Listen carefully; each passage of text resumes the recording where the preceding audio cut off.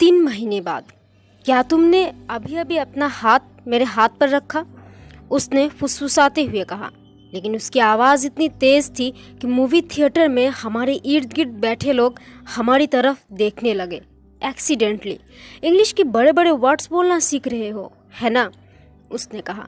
मैं कोशिश कर रहा हूँ मिस्टर माधवजा, आप मूवी देखने आए हैं, इसीलिए उसी पर फोकस कीजिए। मैं कोशिश कर रहा हूँ, मैंने फिर कहा और अपना फोकस फिर से शाहरुख खान पर केंद्रित कर लिया। शाहरुख ने कॉलेज ज्वाइन किया था और वे हर मददगार को मैं हूं ना कह रहे थे। हम कनाट प्लेस के ऑडियंस सिनेमा में आए थे। रिया फाइनली मेरे साथ मूवी देखने के लिए राजी हुई थी। वो बास्केटबॉल की एक शर्त हार गई थी। उसने मुझे चैलेंज किया था कि मैं हाफ कोर्ट से एक ही बार में बास्केट स्कोर नहीं कर सकता। Now that will A super shot, उसने कहा। बदले में मुझे क्या मिलेगा? एक मूवी ट्रीट? तुम ये नहीं कर पाओगे। मैंने कोशिश की और पहले हफ्ते में नाकाम रहा। हाफ कोर्ट शॉट बहुत टफ होता है। मैं अगले 2 हफ्ते में भी ऐसा नहीं कर सका। देखो, किस्मत भी यही चाहती है कि हम दोनों साथ साथ बाहर ना जाएं। चौथे हफ्ते में मैंने जमकर फोकस किया और शॉट लगाया। गेंद ने रिंग को हिट किया, 2 बार उस पर घूमी और फिर बास्केट में जा गिरी। यस, मैं चीखा। उसने शर्त हारने के बावजूद ताली बजाई। तो अब मुझे मेरी डेट मिलेगी, मैंने कहा। ये डेट नहीं है, हम केवल मूवी देखने जा रहे हैं, फ्रेंड्स की तरह। लेकिन हाई क्लास पीपल इसी को तो डेट कहते हैं, है ना? नहीं तो फिर डेट किसको बोलते हैं? तुमको मेरी साथ मूवी देखनी है या नहीं? उसने अपने होठों पर उंगली रखते हुए कहा। इसका मतलब था अब आगे कोई सवाल नहीं। पिछले 3 महीनों में मैं उसे जितना जान पाया था, उससे मैं समझ गया था कि उसे पसंद नहीं, उस पर जोर डाला जाए। मैंने सोचा कि शायद अमीर लोग ऐसे ही होते हैं, कुछ प्राइवेट। गांव में तो हम आपस में कुछ ज़्यादा ही मेलजोल दिखा देते हैं। अब जब शाहरुख खान अपना गाना गा रहे थे, मैं सोचने लगा कि मैं उसके लिए क्या मायने रखता हूँ। हम कॉलेज में रोज मिलते थे और हफ्ते में कम से कम 3 बार साथ में चाय पीते थे। मैं ही ज़्यादा बातें करता। मैं उसे रेसिडेंट या जैसे कि स्टूडेंट उसे पुकारते थे रेज की कहानियाँ सुनाया करता था। वो गौर से सुनती थी और कभी कभी मुस्कुरा भी देती थी। जब मैंने उससे उसके घर के बारे में पूछा तो उसने ज़्यादा कुछ नहीं बताया। क्या मैं उसके लिए स्पेशल हूँ? मैं बार बार खुद से यह सवाल पूछता था। कभी कभी मैं उससे किसी दूसरे लड़के से बात करते देखता तो जल भून जाता। मैंने ये जानने के लिए उसका हाथ पकड़ा था। उसके रिस्पॉन्स से मुझे पता चल गया कि उसकी जिंदगी में मेरी क्या जगह है। वास्तव में उसने उसके बाद से आर्मरेस्ट से अपना हाथ ही हटा लिया। वो अपसेट लग रही थी, हालांकि उसने एक शब्द भी नहीं कहा। वो चुपचाप फिल्म देखती रही। सब ठीक है ना? मैंने पूछा। वो चुपचाप अपने ड्रिंक्स शिप करती रही। हम ऑडियंस से चलकर केवर्ट्स आए थे। ये जगह ग्लास बॉटल्स में बेचे जाने वाली मिल्क शेक के लिए बहुत मशहूर है, उसने कहा। इसका मतलब हाँ था, लेकिन मुझे इसका इस तरह के जवाब पसंद नहीं थे। हमने बिना एक दूसरे से बातें किए अपना 2/3 मिल्क शेक खत्म कर लिया था। वो सामने देख रही थी और ख्यालों में खोई हुई थी। मुझे लगा अगर मैंने उसे कुछ कहने के लिए उकसाया तो वो रो पड़ेगी। I am sorry. व्हाट? उसने कुछ हैरानी के साथ कहा। तुम्हारे हाथ पर अपना हाथ रखने के लिए, मैंने कहा। मैं नहीं चाहता था कि मेरी एक जरा सी बेवकूफ़ी मेरे लिए महंगी साबित हो जाए। कब? मूवी के दौरान। यू नो आई। वो तो अब मुझे याद भी नहीं, उसने मुझे बीच में ही रोकते हुए कहा। ओह, मैंने कहा। राहत की एक लहर मेरे भीतर दौड़ गई। तो तुम फिर अपसेट क्यों नजर आ रही हो? नेवर माइंड, ये साइलेंट रिया का जाना पहचाना जवाब था। उसने अपनी आंखों के आगे से अपने बालों को हटाया। तुम मुझे अपने बारे में कभी कुछ बताती क्यों नहीं? मैंने कहा। मेरी आवाज में आग्रह और अनुरोध मिला जुला था। उसने अपना मिल्क शेक खत्म किया और खाली बोतल टेबल पर रख दी। चले? उसने कहा। रिया, तुम कभी अपने बारे में बात नहीं करती। क्या मैं केवल तुम्हारे साथ बास्केटबॉल खेलने के लिए ही हूँ? वट? हम मिलते हैं, साथ खेलते हैं, खाते हैं, बतियाते हैं, लेकिन तुम मुझसे कभी कुछ शेयर नहीं करती। मैं हर किसी के साथ अपनी लाइफ के बारे में ज्यादा शेयर नहीं करती माधव। क्या मैं हर किसी की श्रेणी में आता हूँ? एक वेटर खाली बोतल लेने के लिए आया। उसके चले जाने के बाद ही उसने कहा, तुम एक फ्रेंड हो। तो तो क्या, मेरे कई दोस्त हैं, मैं उनसे भी कभी कुछ शेयर नहीं करती। क्या मैं तुम्हारे हर दोस्त की तरह हूँ? क्या मुझ में कोई स्पेशल नहीं है? वो मुस्कुरा दी। वेल, तुम सभी से अच्छा बास्केटबॉल खेल लेते हो। मैं खड़ा हो गया। मुझे उसकी ये बात अच्छी नहीं लगी थी। हे वेट, रिया ने मुझे फिर बिठा लिया। मैं चेहरे पर एक सख्त इंप्रेशन लिए बैठ गया। तुम मेरी जिंदगी के बारे में क्यों जानना चाहते हो? उसने कहा। क्योंकि मेरे लिए उसके मायने हैं। तुम्हारे दूसरे दोस्तों के उलट, जब तुम्हें कोई चीज़ परेशान कर रही होती है तो मैं उसे समझ जाता हूँ, और अगर तुम परेशान हो तो कुछ कुछ मैं भी परेशान हो जाता हूँ। तुम मेरी जिंदगी के बारे में क्यों जानना चाहते हो? उसने कहा। क्योंकि मेरे लिए उसके मायने हैं। तुम्हारे दूसरे दोस्तों के उलट, जब तुम्हें कोई चीज़ परेशान कर रही होती है तो मैं उसे समझ जाता हूँ, और अगर तुम परेशान हो तो मैं भी परेशान हो जाता हूँ। मैं तुम्हारे बारे में जानना चाहता हूँ, लेकिन तुमसे कुछ कहलवाना तो डेंटिस्ट से दांत निकलवाने की तरह है। वो हंस पड़ी और मुझे बीच में ही रोक दिया। I have a fucked up family. तुम क्या जानना चाहते हो? उसने कहा। मैं उसे देखता रह गया। मैं उसके शब्द चयन पर हैरान था। सबसे ज्यादा तो ये बात समझ नहीं पा रहा था कि जिस फैमिली के पास BMW है वो कैसे फक्ड अप हो सकती है। उसकी आंखें मेरी आंखों से मिली, शायद आखिरी बार ये चेक करने के लिए कि मैं उसके भरोसे के लायक हूँ या नहीं। Let's go for a walk, उसने कहा। उसकी शानदार कार ने हमें इंडिया गेट पर छोड़ दिया। हम साथ साथ चलते रहे। कम से कम हमारी परछाई को देखकर तो ऐसा लगता था मानो हम हाथ थामे हुए हैं। मैं लोगों के सामने ज़्यादा खुलती नहीं। ज़्यादा से ज़्यादा मैं एक डायरी लिखती हूँ, लेकिन वो भी कभी कभी। तुम तो जानते ही हो मैं खामोश रहने वाली लड़की हूँ, रिया ने कहा। मैं समझता हूँ, थैंक्स। प्रॉब्लम है मेरी फैमिली। वे लोग पैसे के पीछे पागल हैं, मैं नहीं हूँ। ये तो अच्छी बात है ना? पता नहीं, वैसे भी मैं उनके लिए ज़्यादा मायने नहीं रखती। मेरे भाई उनके लिए ज़्यादा अहम है, क्योंकि आगे चलकर बिजनेस की बागडोर उन्हें ही संभालनी है। मेरा क्या है? मुझे तो शादी करके किसी दूसरे के घर चले जाना है। मेरी ज़िंदगी का मकसद यही रह गया है कि मैं बच्चे पैदा करूं और बाजार में जाके खरीदारी करूं। और तुम यह करना नहीं चाहती? बिल्कुल नहीं, उसने लगभग चिल्लाते हुए कहा। तुम तो मुझे जानते ही हो, है ना? सॉरी, इस देश में लड़की होना गुनाह है। सच में तुम अपसेट नजर आ रही हो। क्या आज कुछ हुआ? मैंने उन्हें कहा कि मैं कॉलेज में म्यूजिक की पढ़ाई करना चाहती हूँ, लेकिन वे लोग चाहते हैं कि मैं किसी अमीर मारवाड़ी घर में शादी करूँ और रानियों की तरह रहूँ। लेकिन मुझे किसी रानी वानी की तरह नहीं रहना। ये मेरा सपना नहीं है। ट्रस्ट मी, किंग्स और क्वींस ओवररेटेड होते हैं, मैंने कहा। वो चुप रही। तुम क्या करना चाहती हो रिया? क्या तुम्हारा कोई सपना है? वेल, सपने देखना आसान काम नहीं है। हमें अपने सपनों से प्यार हो जाता है और फिर वे पूरे नहीं होते। कभी कभी सपने पूरे भी होते हैं। मेरे मामले में ऐसा नहीं हो सकता। तुम्हारा सपना क्या है? मैंने फिर पूछा। उसने मेरी तरफ देखा। तुम हंसोगे, आजमा कर देख लो, वो मुस्कुरा दी। ओके, तो मेरा सपना ये है कि मैं म्यूजिक बजाना चाहती हूँ और गाना चाहती हूँ न्यूयॉर्क के किसी बार में। Wow, what? तुम्हें लगता है ये स्टूपिड है ना? नहीं, ये तो बहुत स्पेसिफिक है। न्यूयॉर्क के एक बार में गाना गाना। हाँ, यही। मैं कोई फेमस सिंगर या कोई रॉक स्टार नहीं बनना चाहती। मैं किसी अरबपति से शादी नहीं करना चाहती। मैं केवल शांति से गाना चाहती हूँ, जबकि मेरे इर्द गिर्द जज्बे से भरे हुए लोग हो। मैं चाहती हूँ कि हैम्पटन में मेरा एक घर हो। मेरा घर किताबों और म्यूजिक सीरीज से भरा हुआ हो। मैं वीकेंड्स में बास्केटबॉल खेलना चाहती हूँ। मैं नहीं चाहती कि अपनी एंगेजमेंट के लिए दर्जनों लहंगे पसंद करती रहूं। ऐसा लगता है तुमने सब कुछ पहले ही सोच रखा है। नहीं तो शायद ये महज हकीकत से मुंह मोड़ने के लिए मेरी हवाई कल्पना है। लेकिन 12 साल की उम्र से ही ये बात मेरे दिमाग में है। हम न्यूयॉर्क गए थे। उस शहर ने मुझे दीवाना कर दिया। मैंने देखा कि वहाँ लोग वही काम कर रहे हैं जो वे करना चाहते हैं। वे अमीर नहीं थे, लेकिन वे खुश थे। और तब मैंने एक बार में एक लेडी को देखी। वो दिल से गा रही थी और उसे अपने इर्द गिर्द के लोगों का कोई ख्याल नहीं रह गया था। सूरज डूब रहा था और आकाश का रंग नारंगी से स्लेटी हो गया था। हम राष्ट्रपति भवन के करीब उस बिंदु तक पहुंच गए थे जहां दिल्ली पुलिस के गार्ड आपको रुकने और पलटकर जाने को कह देते हैं। वो मुझे अपना न्यूयॉर्क की यात्रा के बारे में बताती रही। इनफैक्ट मुझे बास्केटबॉल का शौक भी तभी लगा जब मैंने न्यूयॉर्क में मेडिसन स्क्वायर गार्डन में एक NBA गेम लाइव देखा। तुमने NBA गेम लाइव देखा है? मैंने कहा, हाँ, वो माहौल पूरी तरह से इलेक्ट्रिक होता है। तुम्हें भी कभी ना कभी वो देखना चाहिए माधव। मैंने कंधे उचका दिए। एनीवे, मुझे तुम्हारा ड्रीम पसंद आया रिया, मैंने कहा। इसे किया जा सकता है, ये अनरियल नहीं है। और ये अनरियल क्या होता है?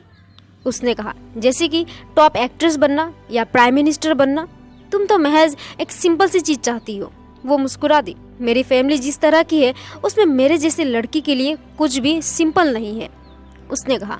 वो कुछ मिनटों तक चुपचाप चलती रही। मैं अब बेहतर महसूस कर रही हूँ, उसने कहा कुछ समय के बाद।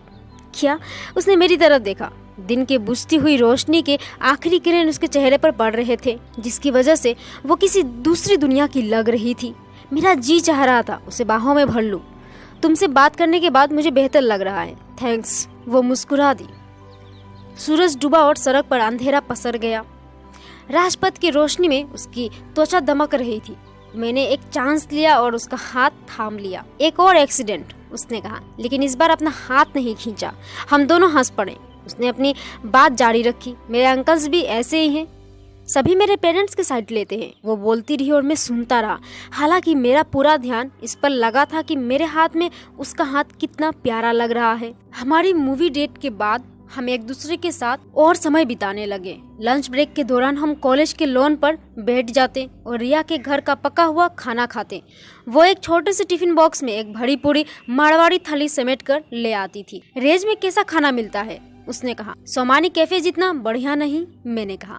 हम लाल ईंटों वाली कॉलेज के बिल्डिंग के सामने बैठे थे। सर्दियों का सूरज हमें और उसके टिफिन बॉक्स को सहला रहा था। मैं उसकी 4 में से 3 चपातियां खा गया और साथ ही पालक दाल का एक बड़ा हिस्सा भी।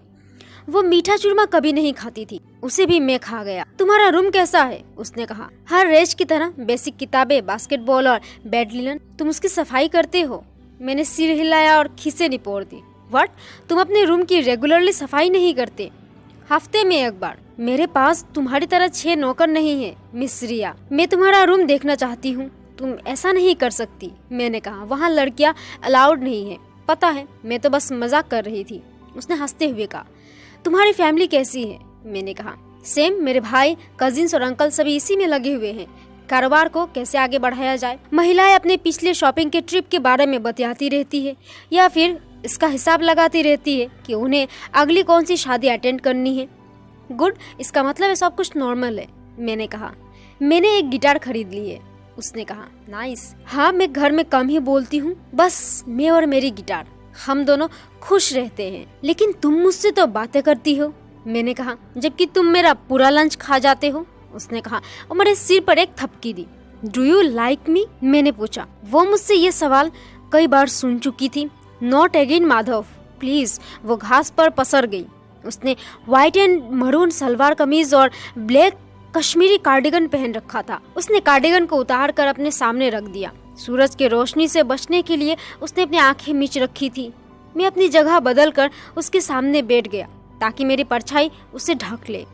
दैट्स नाइस, जैसे कि एक ट्री की छाया। Thank you. कॉलेज में लोग हमारे बारे में बातें करते हैं। वे कहते हैं हम हमेशा साथ क्यों रहते हैं, मैंने कहा। तो कहने दो उन्हें, हम तो जानते हैं ना कि हमारे बीच में कुछ भी नहीं है। मैंने जैसे प्रोटेस्ट करते हुए अपने शरीर को तिरछा कर लिया। सूरज की रोशनी फिर से उसके चेहरे पर पड़ने लगी। व्हाट? उसने कहा और अपनी आंखें हाथों से ढक लिया। मेरे ट्री कहाँ चला गया? ट्री अपने आप को अप्रिशिएटेड नहीं महसूस कर पा रहा है? क्या मतलब हमारे बीच में कुछ क्यों नहीं है, मैंने कहा। मेरा शरीर आप भी तिरछा था। क्यों होना चाहिए? पहले तो तुम फिर से पहले की तरह सीधे हो जाओ ताकि लोग तुम्हें अजीब न समझे और मेरी डेलिकेट स्किन भी धूप से बच सके। मैं फिर सीधा हो गया। बेटर, उसने कहा। अब मुझे एक तकिया चाहिए। ट्री प्लीज थोड़ा आगे बढ़ो। उसने अपना सिर मेरी गोद में रख दिया। नाइस, अब बताओ तुम क्या चाहते हो? Pillow tree. पिछले 1 महीने में मेरी उससे इस तरह की बातचीत कई बार हो चुकी थी। वो बात को टालने में एक्सपर्ट बन गई थी। हर बार वो किसी न किसी बहाने से बात को घुमा देती थी, जैसे कि इस बार। मुझे अपना कार्डिगन दो, मैंने कहा। क्यों, तुम्हें सर्दी लग रही है? लेकिन वो तो गर्ल स्वेटर है। पिलो ट्री, उसने कहा और खिलखिला पड़ी। मैंने स्वेटर अपने सिर पर रख लिया। इससे मेरा चेहरा छिप गया। क्या हुआ? मैंने कुछ नहीं कहा। क्या तुम गुस्सा हो गए हो मेरे ट्रोल ट्री? उसने कहा। मैंने अब भी कोई जवाब नहीं दिया। उसने स्वेटर को अपनी ओर खींचा। अब हम दोनों का मुंह उसके अंदर था। हाँ नाराज इंसान, अब बताओ क्या प्रॉब्लम है, उसने कहा। उसका चेहरा मेरे चेहरे के बहुत करीब था, हालांकि उसके लेटे होने की वजह से वो अपसाइड डाउन था। मैं चुप रहा। उसने मेरे चेहरे पर धौल जमाई, पर मैंने कोई प्रतिक्रिया नहीं दी। हाँ, यहाँ पर हमें इस तरह से देखकर सबको बड़ा अजीब लग रहा होगा, उसने कहा। हमारे चेहरे इस तरह से स्वेटर के भीतर, किसी को कोई फर्क नहीं पड़ता, मैंने कहा। मेरा ख्याल से अभी अभी तुमने कहा था कि सभी हमारे बारे में बातें करते हैं। मैं गुस्से में गुर्रा उठा। वो हंस पड़ी। मैंने निशाना साधा और नीचे झुका। उसका चेहरा उल्टा होने के बावजूद एक पल में मेरे होंठ उसके होठों पर थे। इस तरह तो स्पाइडरमैन किस करता है। ऐसा करना आसान नहीं। यदि आप किसी को पहली बार किस कर रहे हैं तो आपको ऐसा करने की सलाह नहीं दूंगा। वो तेजी से उठ बैठी। उसका सिर मेरी ठुंडी से टकराया और मेरी जीभ दांतों तले दब गई। हे, उसने कहा, नॉट फेयर। मैं अपना मुंह पकड़कर बैठा, दर्द से करहा रहा था। उसका सिर मुझे बहुत जोर से लगा था, लेकिन अपना पहला किस करने की खुशी के सामने ये कुछ नहीं था। तुम्हें लगी है क्या? मैंने मुंह बनाया। लिसन, आई एम सॉरी, लेकिन वो क्या था? उसने कहा, एक किस। वो तो मुझे पता है, लेकिन क्यों? क्योंकि मेरा जी चाहा। वो खड़ी हुई, अपना टिफिन उठाया और चल पड़ी। मैं उसके पीछे दौड़ा। उसने मुझे इग्नोर किया और तेजी से चलने लगी। मैंने उसके बाहें पकड़ ली और वो रुक गई और आंखें तरेड़ कर मुझे देखा। मैंने उसका हाथ छोड़ दिया। वो फिर चल पड़ी।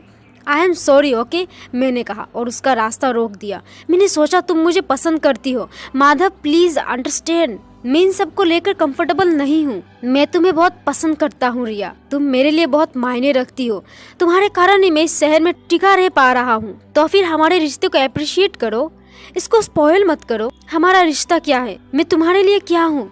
यदि हम किस करते हैं तभी हमारे बीच में कुछ है, यदि नहीं करते तो कुछ नहीं है, उसने कहा। मैं चुप रहा। वो कुछ पल मेरी ओर देखती रही। फिर उसने निराशा में अपना सिर हिलाया और वहाँ से चल पड़ी। मैंने उसे मेन गेट तक पहुँचते और अपनी नीली गाड़ी में बैठते देखा। वो तब जाकर मुझे ख्याल आया कि उसका कार्डिगन अब भी मेरे हाथों में था। मुझे पता नहीं था कि इस घटना के बाद वो मेरे साथ बास्केटबॉल खेलने आएगी या नहीं, लेकिन मैं हैरान रह गया जब मैंने देखा कि वो आई। उसने नाइकी का नया टॉप, व्हाइट शॉर्ट्स पहन रखे थे। हम बिना ज्यादा बातें किए खेलते रहे। अमूमन हम 5 मिनट बाद बातें करने के लिए ब्रेक लेते, लेकिन आज वो बॉल पर इस तरह फोकस कर रही थी जैसे कि किसी जंग में कोई सिपाही दुश्मन पर नजर जमाए रखता है। आई एम सॉरी, ओके, मैंने कहा। उसके साथ खेलना अब पहले की तरह मजेदार नहीं रह गया था। इट्स फाइन, उसने कहा। अब उसके बारे में बात नहीं करना। मैंने 20 मिनटों तक मुंह लटकाए रखा। आखिर में मैंने अपना कान पकड़ा और कोर्ट के बीचों बीच खड़ा हो गया। इससे बात बन गई।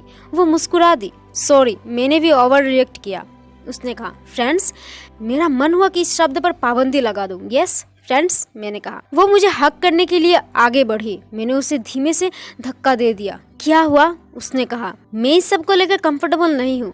प्लीज हमारे बीच जो कुछ है उसे स्पॉइल मत करो, मैंने उसकी नकल उतारते हुए कहा। मैं पैर पटकता हुआ कोर्ट से बाहर चला गया। वो मेरे पीछे पीछे आई। लड़कियों को इग्नोर करो तो फिर वो आपको छोड़ेगी नहीं। बड़ी अजीब बात है। मैंने उसकी तरफ नहीं देखा। मुझे पीछे से उसकी आवाज सुनाई दी। ओके, मैं इस बात को मानती हूँ, लेकिन मैं लड़की हूँ। मुझे कभी कभी थोड़ा ड्रामा करने की इजाजत होनी चाहिए। रियली? वेल, मैंने सॉरी भी तो कहा। जो भी हो, वैसे तुम्हारा कार्डिगन अब भी मेरे पास है। ओ प्लीज, कल उसे कॉलेज ले आना। वो मेरी फेवरेट है। तुम खुद चलकर उसे क्यों नहीं ले लेती? तुम मेरा रूम देखना चाहती थी ना, मैंने कहा। उसके आईब्रोज तन गए। रियली? लेकिन कैसे? इसका एक सिस्टम है। मुझे गार्डों को खुश करना होगा और इस दौरान तुम जल्दी से अंदर चले जाना। तुम मुझे चोरी छुपे वहाँ ले जाओगे, उसने कहा। उसकी आंखें फैल गई थी। तुम रेसिडेंस में आने वाली पहली लड़की नहीं होगी। हम रुद्रनाथ की ओर बढ़ने लगे। रुद्र पहुँचने की कुछ कदम पहले वो रुक गई।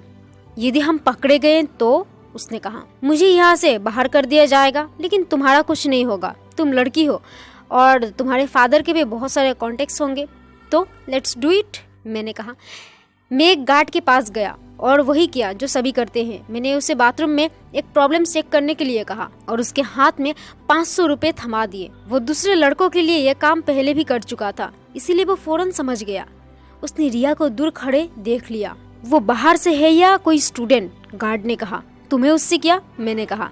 बस यूं ही, बाद में कोई बखेड़ा हो तो। बखेड़ा क्यों होगा, लेकिन उसके लिए तुम्हें आधे घंटे के बाद उसे बाहर कर देना होगा। नए गार्ड की मैं कोई गारंटी नहीं ले सकता। वो मेरे रूम में आई और दरवाजा बंद कर दिया। मेरे रूम में केवल जरूरत भरे चीजें थी, एक बेड, एक डेस्क, एक आराम कुर्सी और एक स्टडी चेयर। दीवारों पर सर्टिफिकेट्स और तस्वीरें थी, इतने सारे सर्टिफिकेट्स। उसने उन्हें देखते हुए कहा, उनकी शुरुआत इंटर स्कूल टूर्नामेंट से होती है जो मैंने 8वीं क्लास में जीते थे, और ये सिलसिला नेशनल गेम्स में मेरे द्वारा पार्टिसिपेट करने तक जारी था, जिसमें बिहार की टीम 8वें नंबर पर आई थी। और ये क्या तुम्हारे दोस्तों की तस्वीरें हैं? ये मेरे पुराने बास्केटबॉल टीम के दोस्त थे, मैंने कहा। मैं उसके पीछे खड़ा था, इतना करीब कि उसके बाल मुझे छू रहे थे। हम इससे पहले कभी अकेले नहीं हुए थे। और फैमिली पिक्चर्स? उसने कहा। मैंने अपनी स्टडी टेबल की दराज खोली और उसमें से सिमराव रॉयल स्कूल की एनुअल डे का फोटो निकाला। तस्वीर में मेरी माँ स्टेज पर खड़ी थी और उनके साथ लाल स्वेटर पहने स्कूली बच्चे थे। तुम्हारी मॉम? उसने तस्वीर को थपथपाते हुए कहा। वे प्रिंसिपल है। और तस्वीरें? नॉट रियली, मैंने कहा और दराज खगालने लगा। उसमें से मुझे एक ब्लैक एंड व्हाइट फोटो मिला, लेकिन मैं उसे छुपा लिया। वो क्या है? कुछ नहीं। दिखाओ तो। वो बचपन की तस्वीर है। ओ, तब तो मैं जरूर देखूंगी। वो मेरी तरफ आई। नहीं, मैं प्रोटेस्ट करते हुए दराज बंद करने की कोशिश की। वो हंस पड़ी और मुझे इस तरह से टैकल किया जैसे कि बास्केटबॉल कोर्ट पर करती थी। यहाँ पर तस्वीर गेंद की तरह थी। कोर्ट पर जब भी हम कभी एक दूसरे को छू लेते थे तो उसका कोई मतलब नहीं होता था, लेकिन इस रूम में मैं उसके द्वारा मुझसे शरारत करने पर मेरे बदन में जैसे बिजली दौड़ गई। मैं उसे कसकर अपनी बाहों में भर लेना चाहता था, लेकिन मैंने ऐसा नहीं किया। मैं नहीं चाहता था कि पिछली बार जैसे तमाशा फिर से हो। मैंने उसे तस्वीर ले लेने दी और बाजू में हो गया। उसने उसे देखा और हंस पड़ी। तुम इसमें कितने साल के हो? 4 साल के। इस तस्वीर में मैं और मेरे माता पिता हवेली के बाहर खड़े थे। मेरी माँ ने एक साड़ी पहन रखी थी और घूंघट उनका आधा चेहरा ढका हुआ था। मैंने एक बनियान के अलावा ज्यादा कुछ नहीं पहन रखा था। रिया बेड पर बैठ गई। वह तस्वीर का इस तरह मुआयना कर रही थी जैसे कोई डिटेक्टिव किसी मर्डर मिस्ट्री को सुलझा रहा हो। मैं उसके करीब बैठ गया। क्या ये तुम्हारी हवेली है? उसने कहा। मैंने हामी भरी। बहुत खूबसूरत है, लेकिन ये 15 साल पुरानी तस्वीर है, तो इसकी हालत बहुत खस्ता हो गई है। उसने और गौर से देखा। बैकग्राउंड में एक गाय नजर आ रही थी। 2 बच्चे एक पेड़ के नीचे एक बूढ़े आदमी के साथ बैठे थे। ये लोग कौन है? गाँव के कुछ लोग हमसे मिलने आए होंगे। मैंने तुम्हें बताया था ना कि लोग हमारे पास अपनी समस्याएं लेकर आते थे, के लिए हम आज भी राजा हैं। मैं वहां जाकर इसे देखना चाहूंगी। मैं हंस पड़ा। क्या हुआ? उसने कुछ उलझन में पड़ते हुए कहा। तुम और बिहार में? हाँ, क्यों नहीं? मैंने अपना सिर हिलाया और फिर हंस पड़ा। इसमें हंसने वाली क्या बात है? प्रिंस? उसने कहा और मुझे गुदगुदाने लगी। स्टॉप इट, मुझे गुदगुदी हो रही है, मैंने कहा और वो ठहाके लगाकर हंसने लगा। तुम्हें लगता है कि मैं अपनी 4 दीवारी से बाहर नहीं निकल सकती? क्यों? उसने मेरे पेट पर अपनी उंगलियों से गुदगुदाते हुए कहा। मैंने उसे बाहों में भर लिया। उसे कुछ पल बाद ही इसका एहसास हुआ। हे, उसने कहा। क्या हुआ? तुमने मुझे पकड़ रखा है। Good observation. मैं सीधे उसकी आंखों में देख रहा था। उसने भी अपनी नजरें नहीं घुमाई। हालांकि लड़कियों के मामले में मैं अनाड़ी था, इसके बावजूद मैं बता सकता था कि ये अच्छा संकेत है। व्हाट? उसने कहा। तो उसे किस करने के लिए आगे झुका। आखिरी पल में उसने अपना मुंह फेर लिया और मैंने उसके गाल को चूम लिया। माधव जा, उसने कहा। Behave yourself. उसने ठोस लहजे में ये बात कही थी। हालांकि इसमें उस दिन जैसे गुस्सा नहीं था जो उसने लॉन पर दिखाया था। मैं अपनी तरह ही बिहेव कर रहा हूँ, यही करना चाहता हूँ। तुम सभी लड़के एक जैसे होते हो, उसने कहा और मेरी कलाई पर एक थपकी दी। क्या तुम सभी लड़कों को आजमा चुकी हो? मैंने अपनी भौहें उठाते हुए कहा। Shut up. ओके लिसन, इससे पहले कि मैं भूल जाऊं, मुझे तुम्हें एक पार्टी में इनवाइट करना है। सब्जेक्ट चेंज मत करो, लेकिन एक सब्जेक्ट में चिपके भी मत रहो, उसने कहा और अपने को मुझसे आज़ाद कराते हुए स्टडी चेयर पर चली गई। यहाँ आओ मेरे करीब, मैंने कहा। नो सर, मैं आप पर भरोसा नहीं करती। Really? I am your best friend. जो अभी एक फ्रेंड की तरह बिहेव नहीं कर रहा है, उसने फ्रेंड शब्द पर जोर देते हुए कहा। मैं नाराज सा होकर बेड पर बैठ गया और अपने पैरों को झुलाने लगा। मैंने बुक शेल्फ से एक बास्केटबॉल उठाई और उसे अपनी छोटी सी उंगली पर घुमाने लगा। मैंने कहा कि मैं तुम्हें एक पार्टी में इनवाइट कर रही हूँ, तुम्हारा ध्यान किधर है? उसने कहा। तुम किसी ऐसे व्यक्ति का अटेंशन क्यों चाहती हो जिस पर तुम्हें भरोसा नहीं? नेक्स्ट सैटरडे मेरे घर पर 100 औरंगजेब रोड, उसने कहा। मैं बेड पर उठकर बैठ गया। तुम्हारे घर पर? मैंने कहा। हाँ, पार्टी मेरे घर पर ही है। तुम मुझे अपने पेरेंट्स से मिलवा रही हो? क्यों भला? वहाँ पर ढेर सारे लोग होंगे, आखिर वो एक पार्टी है। अच्छा, और ये पार्टी किस खुशी में? मैंने कहा। मैं अब फिर गेंद को अपनी उंगलियों पर नचाने लगा। मेरी बर्थडे पार्टी। तुम्हारा बर्थडे अगले मंथ में है, 1 नवंबर। देखो, मुझे याद है। डेट चाहते हैं कि मैं अगले हफ्ते ही सेलिब्रेट कर लूँ। शहर में हमारे कुछ फैमिली फ्रेंड्स आए हुए हैं। मैंने सिर हिलाया और गेंद घुमाता रहा। उसने एक झटके में गेंद मुझसे छीन ली। अरे, मैंने विरोध जताते हुए कहा। हाँ या ना, क्या मेरे पास कोई और चॉइस है? उसने गेंद मुझ पर दे मारी। उसका निशाना चूक गया और गेंद मेरी चेहरे की बजाय मेरी गर्दन पर लगी। तुम्हारी बातों से ऐसा लग रहा है जैसे तुम्हें कोई पनिशमेंट दी जा रही है। मैं तुम्हें एक पार्टी के लिए इनवाइट कर रही हूँ, उसने कहा। मैं केवल एक शर्त पर आऊँगा। क्या? यहाँ मेरे करीब आकर बैठो। मैंने बेड को थपथपाया। उसने नजरें घुमाकर मेरी ओर देखा, खड़ी हुई और मेरे पास आकर बैठ गई। तुम्हें अपनी बाहों में क्यों नहीं लेने देती? मैंने कहा और उसे अपनी बाहों में भर लिया। वेल, वो तो तुम पहले ही कर चुके हो। तुम्हें ये अच्छा नहीं लगता? माधव, उसकी पुलिस वाली जैसे आवाज लौट आई थी। इसमें क्या बुराई है? मुझे इससे प्रॉब्लम होती है, बस यही बात है। प्रॉब्लम? तुम्हें कुछ पता भी है? चलो रहने दो। देखो, तुम सुनना भी नहीं चाहते। एनीवे, मैं अभी इसके लिए तैयार नहीं हूँ। किस चीज़ के लिए तैयार? उसने अपना सिर हिला दिया। मैं अपना चेहरा उसके पास ले गया। उसने मेरी ओर देखा। तुम फिर से शुरू हो गए। क्या है ये आखिर? उसने कहा। मैं चुप रहा। उसकी हल्की बुरी आंखें मुझे ताकती रही। मेरी जिंदगी में ऐसा कोई और वुमन नहीं है जो मेरे लिए तुमसे ज्यादा मायने रखती हो। वो हंस पड़ी। क्या हुआ? इस बात के 2 मतलब हो सकते हैं। या तो मैं रियली बहुत स्पेशल हूँ, या शायद तुम्हारे सामने ज्यादा चॉइस नहीं है। मैं इस बात का कोई जवाब नहीं दे सका। मैं आगे बढ़ा और उसके होठों को हल्के से चूम लिया। उसने कोई विरोध नहीं किया, लेकिन मेरे साथ भी नहीं दिया। उसके होठ मुलायम और गर्म थे। मैंने उसे एक बार और चूमा। उसने मुझे पीछे धकेल दिया। क्या हुआ? मैंने कहा। अब मुझे चलना चाहिए, उसने कहा और उठ खड़ी हुई। रिया, हमने किस किया? मैंने एक्साइटेड होते हुए कहा। उसने मेरी ओर देखा। उसकी भूरी आंखें अब भी गहरी नजर आ रही थी। तुम लड़कियों को समझ नहीं पाते हो ना? व्हाट? तभी तो तुम ब्रॉडकास्टिंग कर रहे हो, एक बच्ची की तरह, जैसे किसी कैंडी जार मिल गया हो। कुछ ऐसा ही, हालांकि कैंडी जार से कहीं बेहतर। यह जानकर अच्छा लगा कि मैं तुम्हें एक लॉलीपॉप से बेहतर लगती हूँ। मैं हंस पड़ा। Are we dating? मैंने कहा। माधव जा, या तो लड़कियों को समझने की कोशिश करो या कोई और रास्ता निकाल लो, लेकिन इसे स्पॉयल मत करो, समझे? मैं कुछ भी नहीं समझ पाया था। हाँ समझा, मैंने कहा। बाय, अब मुझे बाहर तक छोड़ कर आओ। हम अपने कमरे से निकले और रुद्र एग्जिट तक गए। हमने गार्ड को सैल्यूट करके थैंक यू बोला और चले गए। मैंने हमेशा बिहार स्टेट टीम में अपना सिलेक्शन को ही अपनी जिंदगी का सबसे खुशनुमा दिन माना था। रिया को किस करने के बाद सिलेक्शन वाला दिन दूसरे नंबर पर खिसक गया। हॉस्टल में लड़की आंसू ने मेरी पीठ थपथपाई। तुम तो बड़े छुपे रुस्तम निकले। मेरे हॉस्टल के साथी मेरे रूम पर चले आए थे।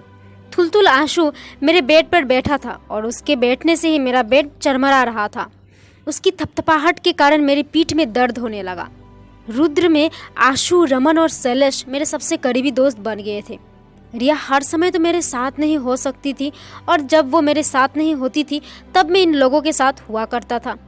तुम लोगों को कैसे पता चला? मैंने कहा। परफ्यूम की खुशबू अभी तक आ रही है, रमन ने कहा, और किसी कार्टून कैरेक्टर की तरह उसने सूंघने लगा। सभी हंस पड़े। हम चारों बिहार या झारखंड से थे और हम में से कोई भी वैसा क्लासी टाइप नहीं था जैसे कि आमतौर पर स्टीफेस में पाए जाते हैं। नॉनसेंस। रिया और मैं सीधे बास्केटबॉल कोर्ट से यहाँ आए थे और उसने कोई परफ्यूम नहीं लगाया था, मैंने कहा। लड़की का पसीना भी परफ्यूम की तरह महकता है, शैलेश ने कहा। मैंने बास्केटबॉल उसके सिर पर दे मारी। उसका आयताकार फ्रेम वाला चश्मा नीचे गिर गया। वो चीखा और अपना सिर पकड़ लिया। मार डालना चाहते हो क्या? उसने कहा। मैंने उसका चश्मा फिर से उसे पहना दिया। रिया के बारे में इस तरह से बातें करना बंद करो, मैंने कहा। Oh my, protective and all, Shailesh ने कहा। हम चारों में से शैलेश की इंग्लिश सबसे अच्छी थी। निश्चित ही वो भी हम चारों की तरह हिंदी में बोलना पसंद करता था, लेकिन जब वो इंग्लिश बोलता तो उसकी इंग्लिश रियल स्टीफियन माना जा सकता था। तो क्या तुम लोग रिलेशनशिप में हो? लगता है बात आगे बढ़ रही है, शैलेश ने कहा। क्या? मैंने कहा। आंसू हंस पड़ा। He is fucking with you, Raman ने कहा। उसने हाल ही में फक वर्ड सीखा था और वो उसका कुछ ज्यादा ही इस्तेमाल करना पसंद करता था। कुछ हुआ? आशु ने पूछा। मैंने कंधे उचका दिए। क्या? आशु ने कहा। डूड, मैं तुमसे कुछ पूछ रहा हूँ कि क्या तुमने BMW 5 सीरीज वाले रिया सोमानी के साथ कुछ किया? ज्यादा कुछ नहीं हुआ, मैंने कहा। और अब तुम सब लोग इसे बंद करो। क्या वो तुम्हारी गर्लफ्रेंड है? शैलेश ने कहा। आधा कॉलेज तुम लोगों के बारे में बातें करता है। पता नहीं, मैंने कहा। तुम्हें पता नहीं? आशु ने कहा। वो श्योर नहीं है, मैंने कहा। और तुम? मैं चुप रहा। यू लव हर? आशु ने पूछा। वो मुस्कुरा दिया। आशु ने मुझसे बहुत स्टूपिड सवाल पूछा था। क्या मैं उससे प्यार करता था? क्या धरती सूरज के चक्कर काटती थी? क्या दिन के बाद रात होती थी? तुम तो गए काम से। मैं तुम्हारे चेहरे को देखकर बता सकता हूँ, आशु ने कहा। उसने बेड को थपथपाते हुए बाकी सभी को उसके साथ बैठने को कहा। मेरा सिंगल बेड तीनों लड़के के एक साथ उस पर बैठ जाने की वजह से चरमराने लगा। फिर सेल्फ स्टडी रिलेशनशिप एक्सपर्ट की तरह वे सलाह देने लगे। इस तरह की लड़कियों से सावधान रहना, रमन ने कहा। क्या आप बकवास कर रहे हो? मैंने इरिटेट होते हुए कहा। इस तरह की लड़कियों से तुम्हारा क्या मतलब है? और मेरे बेड से अपने शूज हटाओ। मैं स्टडी टेबल पर बैठ गया और फिर से बास्केटबॉल निकाल ली। इस तरह की लड़की मतलब अमीरजादिया। उन्हें टाइम पास के लिए खिलौना चाहिए। तुम खिलौना मत बनो, रमन ने कहा। खिलौना? मैं उसका बेस्ट फ्रेंड हूँ। फिर वो सबसे अलग है। वो मिनी माइंडेड नहीं है, मैंने कहा। तुम्हें पता है उसका बाप कौन है? शैलेश ने अपने चश्मे को एडजस्ट करते हुए कहा। कोई बड़ा मरवाड़ी बिजनेसमैन, मैंने कहा। सोमानी इंफ्रास्ट्रक्चर तुम्हारी लेडी के डैड और उसके भाइयों का 500 करोड़ रुपए का बिजनेस है, शैलेश ने कहा। आशु और रमन ने सीटी बजाई। 500 करोड़ रुपए, रमन ने कहा। तो फिर वो यहाँ क्या कर रही है और उसे पढ़ाई करने की भला क्या जरूरत है? मैंने रमन को तकिया फेंक कर मारा। तुमने दिखा दिया कि तुम कितने बैकवर्ड झारखंडी हो। तुम मुझे अपने बिहार के देहातियों की याद दिलाते हो। पढ़ाई दूसरी वजहों से भी की जा सकती है। कौन सी वजह? आशु ने गर्दन उचकाते हुए कहा। वो खुद इसको समझने की कोशिश कर रही है। उसके सपने, पैशंस, इच्छाएं, और उसे तुम्हारी इच्छाओं के बारे में पता है। उसके बेस्ट फ्रेंड जो हॉस्टल के इस चरमराते हुए बेड पर उसे प्यार करना चाहता है। आंसू हिलने लगा ताकि बेड के चरमराने की आवाज आए। सभी हंस पड़े। शट अप बास्टेड, मैंने कहा। मुझे अपने हालात को समझने के लिए इससे बेहतर एडवाइस चाहिए थी। उसने मुझे अपने बर्थडे पार्टी के लिए अपने घर पर इनवाइट किया है। तीनों उठ खड़े हुए। हम भी चले? आशु ने कहा। नहीं, तुम किसी काम के नहीं हो, रमन ने कहा। मेरे सामने तो सवाल ये है क्या मुझे भी जाना चाहिए या नहीं, मैंने कहा। व्हाट? रमन ने कहा। ऑफ कोर्स जाना चाहिए। कहाँ रहती है वो? औरंगजेब रोड। कहाँ है ये? रिचेस्ट एरियाज में से एक है, लुटियंस, दिल्ली में। देखो, इसीलिए मैं वहाँ नहीं जाना चाहता। Why not? वहाँ उसके परिवार के लोग होंगे, सभी मुझे देखेंगे और तुम्हें इससे डर लगता है। आंसू हंस पड़ा। वैसे मैं तुम्हारी जगह होता तो मुझे भी डर लगता। शट अप मोटू, शैलेश ने कहा। लिसन, तुम्हें जाना ही होगा। यदि तुम इस लड़की के करीब जाना चाहते हो तो तुम्हें एक ना एक दिन उन लोगों से वैसे भी मिलना पड़ेगा। वे लोग मुझे जज करने की कोशिश करेंगे। मैं उनकी तरह कपड़े नहीं पहन सकता या उनकी तरह बातें नहीं कर सकता।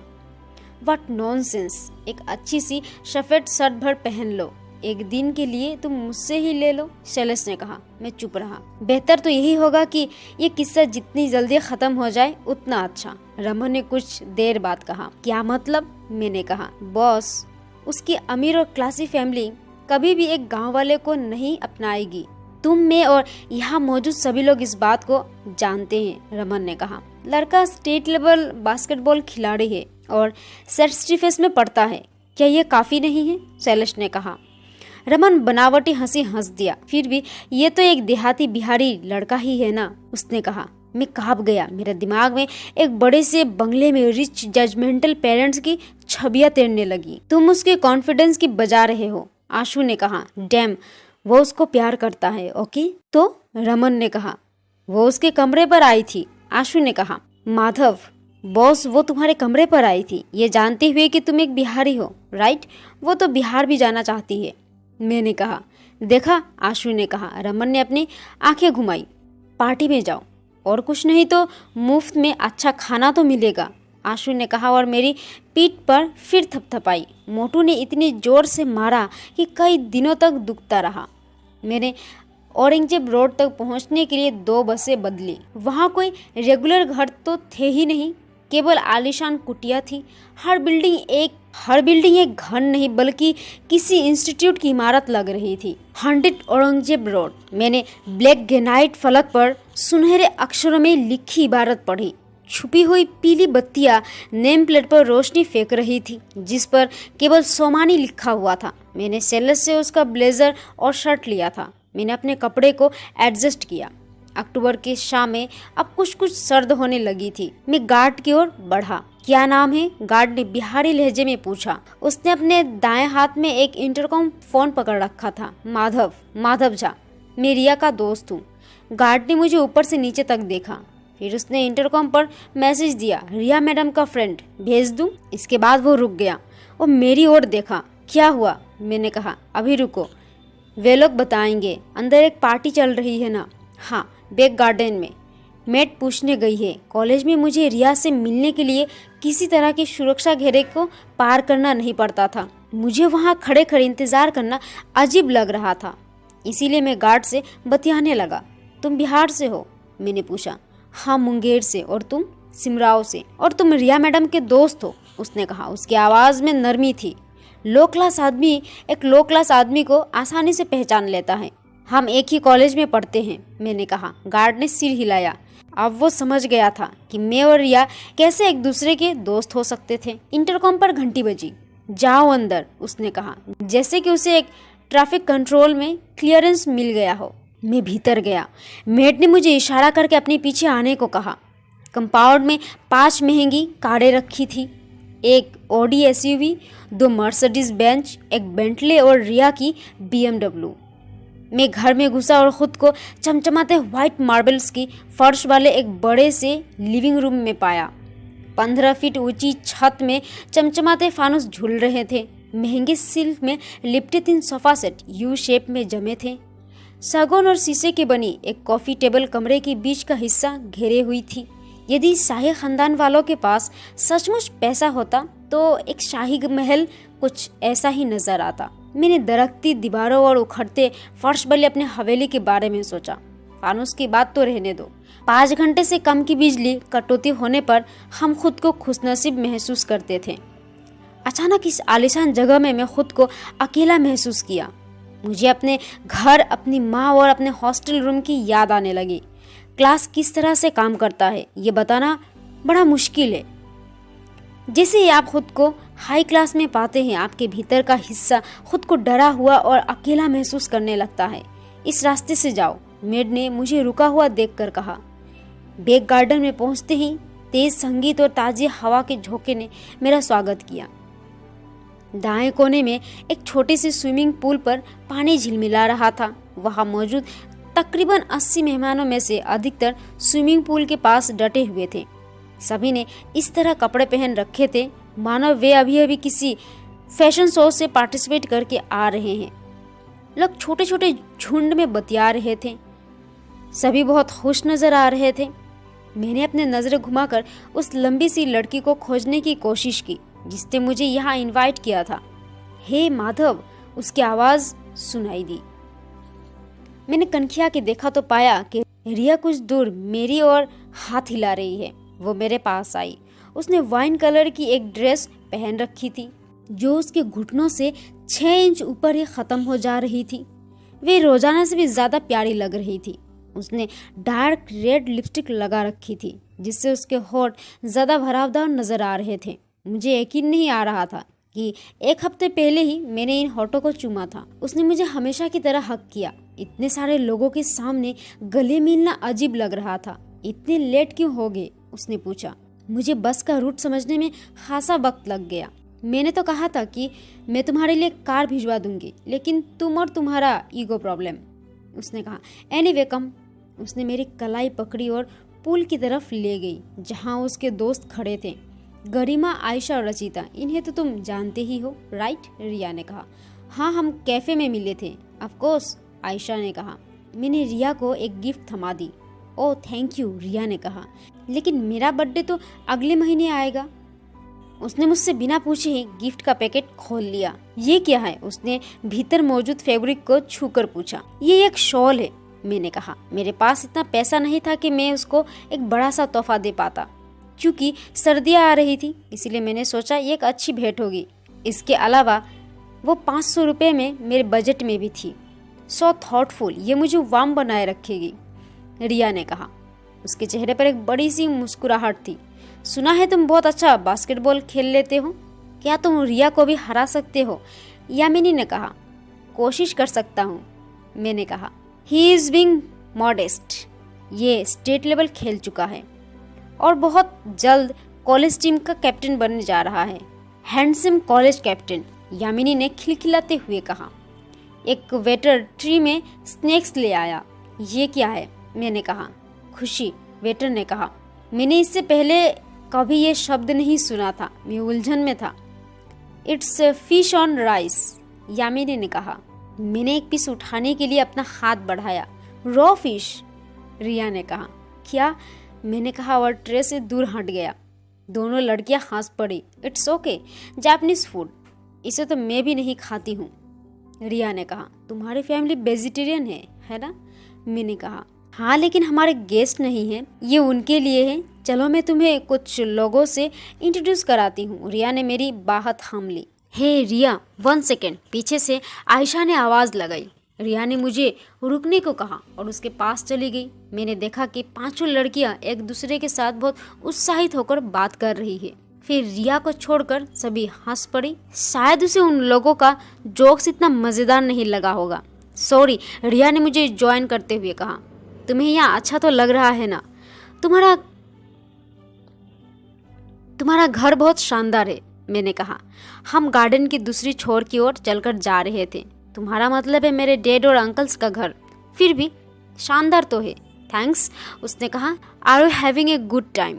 मैं तुम्हारे साथ हूँ, मेरे लिए गुड टाइम की यही मतलब होता है। उसने मेरी पीठ पर एक धोल जमाई और मुस्कुरा दी।